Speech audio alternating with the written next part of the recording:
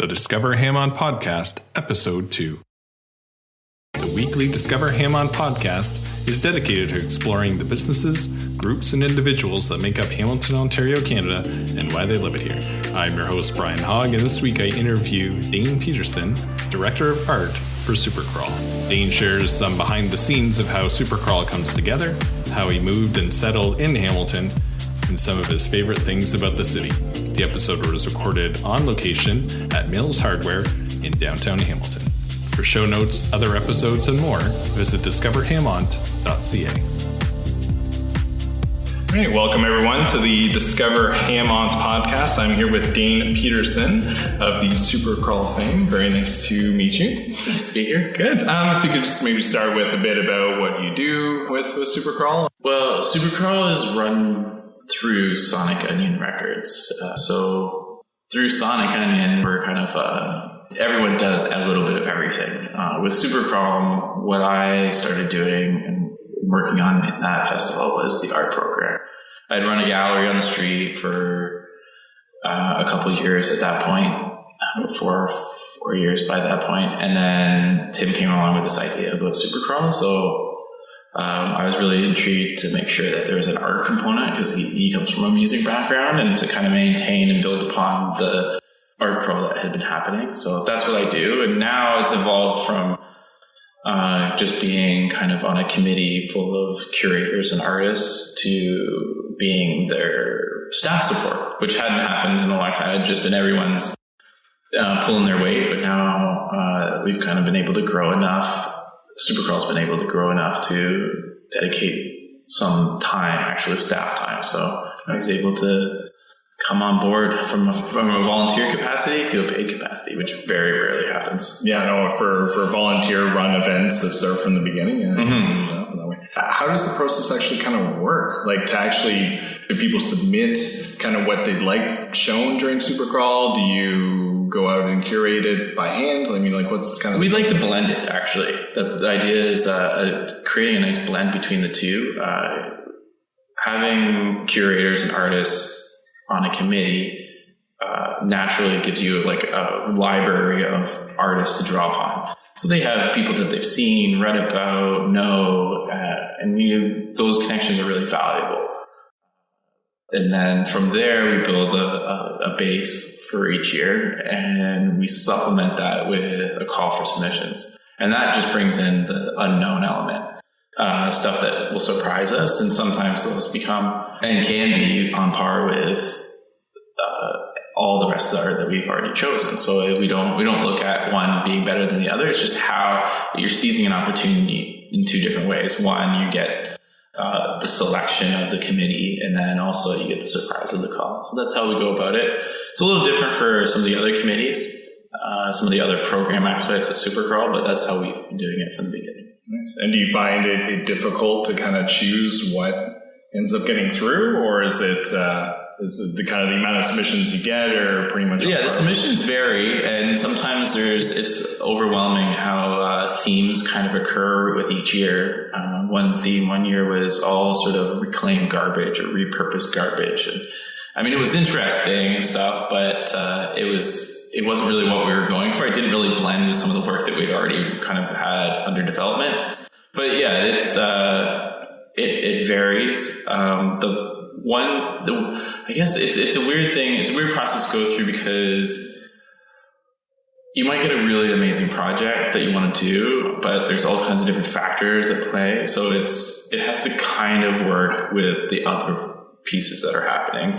Logistically, it has to be able to be mountable and budget. And so you have all these conflating forces that are pushing and pulling on what art gets chosen. And so it's not necessarily like, I don't know, it's a weird process, and it's been enlightening for some of the artists that are on the committee to be part of that and see that to realize and see and participate and become a victim of all these different forces that kind of bear on you with the event. And so it's you kind of just pull together what seems to work. And we developed last year, these zones, which has kind of helped a little bit because now we have an overall exhibition, but now with these two locations in the street closure, we're able to kind of have stuff that might not be linked too much and like pair things up that have a nice dialogue between them and stuff.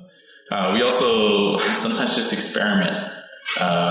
Last year we experimented with stickers, like asphalt stickers, these 4x4 sheets. We got a local illustrator, David Collier, to most Hamiltonians, like especially in the downtown area, would be pretty aware of some of his little zines and stuff that he's put out. And so we got him to reprint some of his Hamilton-based stories.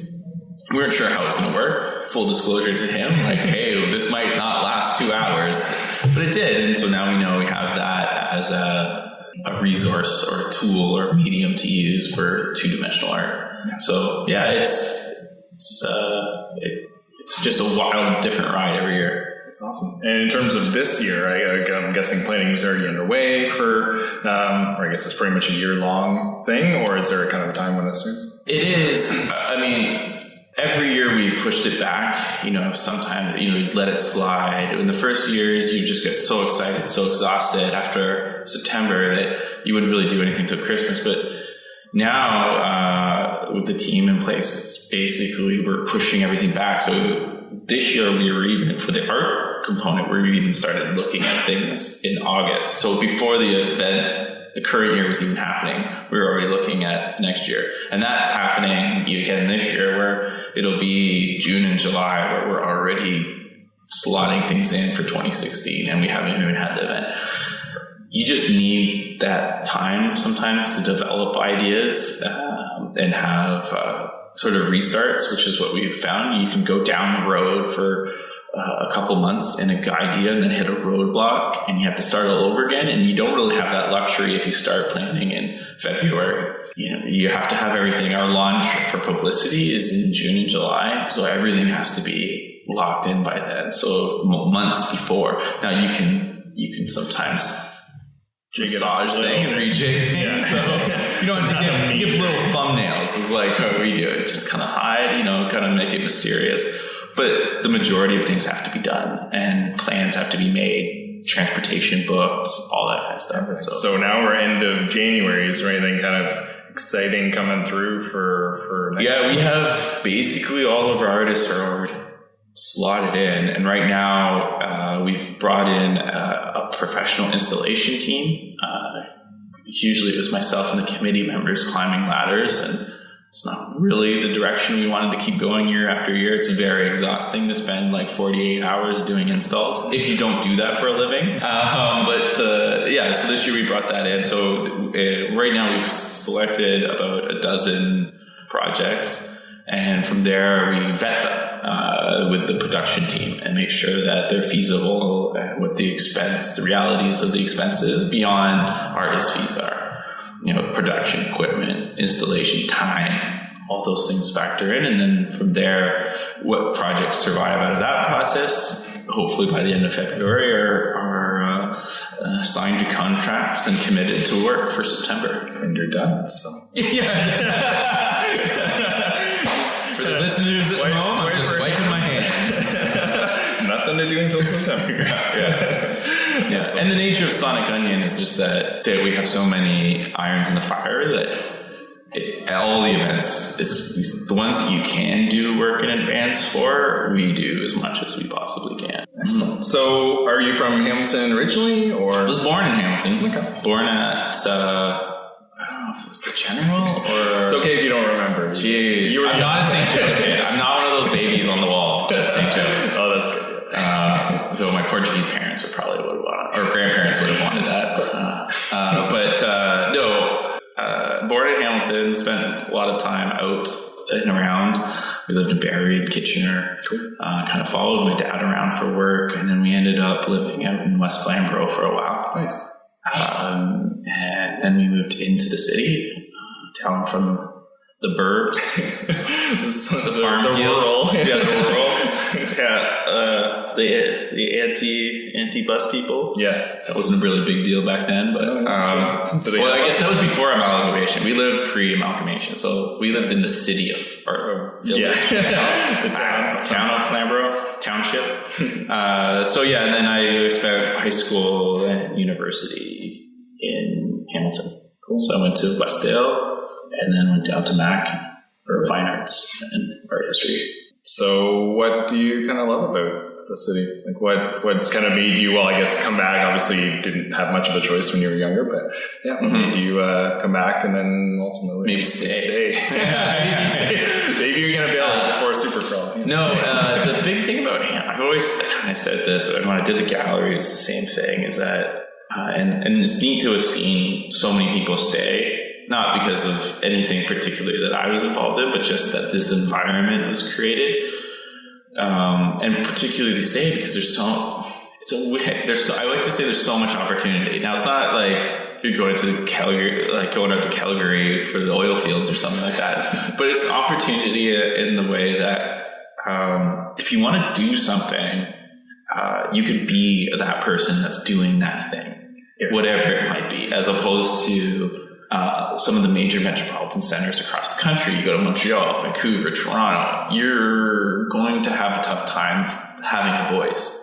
I've always thought of it as being very easy in Hamilton. If you're willing to get out, do some work, social initiative, and you'll get recognized for that. People want to associate themselves with doers.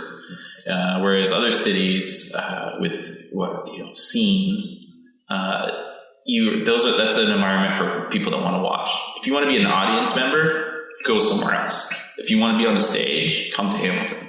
And that's basically, and that's why I like it here, is that it has a small town feel, but has big city ambitions. And it's a great to be part of that.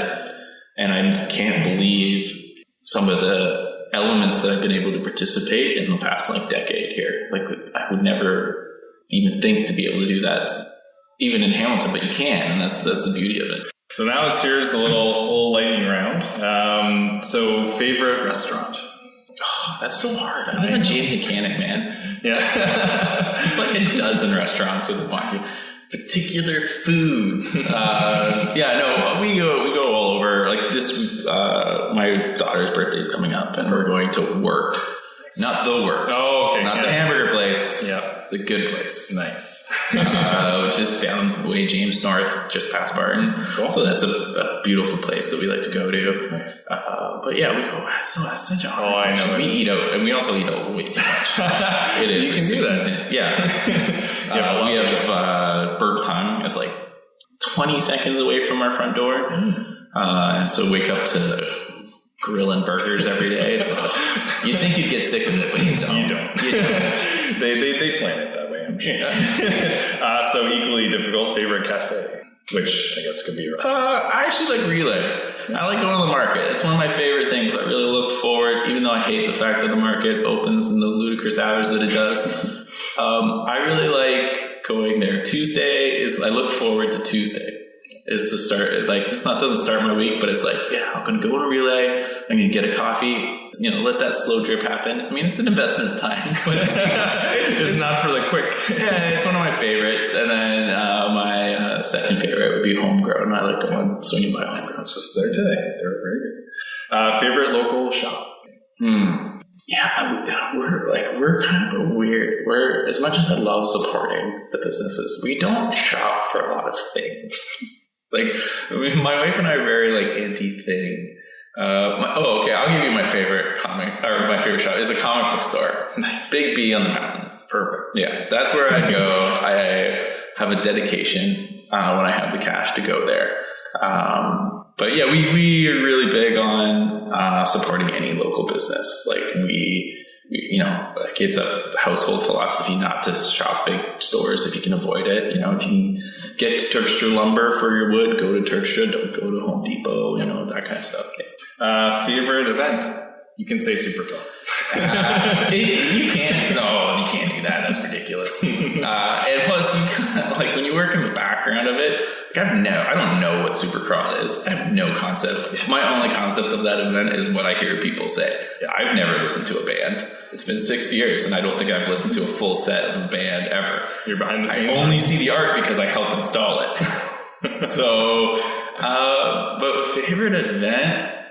I don't know. I like those food ones. It's like Soup Fest is coming up. That's a pretty good one. I like that. And I've been trying to do more stuff, going out to more events, because we just do so many events. So it's good to go and like kind of see how everyone runs their events. But And last but not least, favorite natural feature. Waterfalls. No. Yes. They're nice. They're nice. I shouldn't joke for the waterfalls. We should take them seriously. Yes. We're the waterfall city. Natural feature.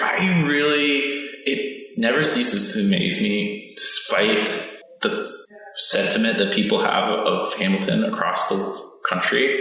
It is the greenest city I've ever seen. It is remarkably green. There are enormous parks all over the place. You look down from the escarpment, like, yeah, you can see the steel industry, but it's not, so much of the city is green. It's farmland. And that to me is just amazing. It's wonderful. And, we get a little light into a lot of places that have had those industries, but we don't look like those cities. We're not dramatically scarred. I mean, it's a significant swath of land, but we're not scarred by our industrial past. So it's neat to see all that green. Excellent. Thank you so much for being on the show, and look forward to seeing what Supercrawl has to offer come the fall. Look forward to listening to this. Thanks again. Thanks for tuning in. You can find show notes, other episodes, and more at discoverhamont.ca. Subscribe, share, and leave a rating or review on iTunes. And be sure to nominate either yourself or a business or a group or individual for the podcast at discoverhamont.ca/nominate. Till next week, take care.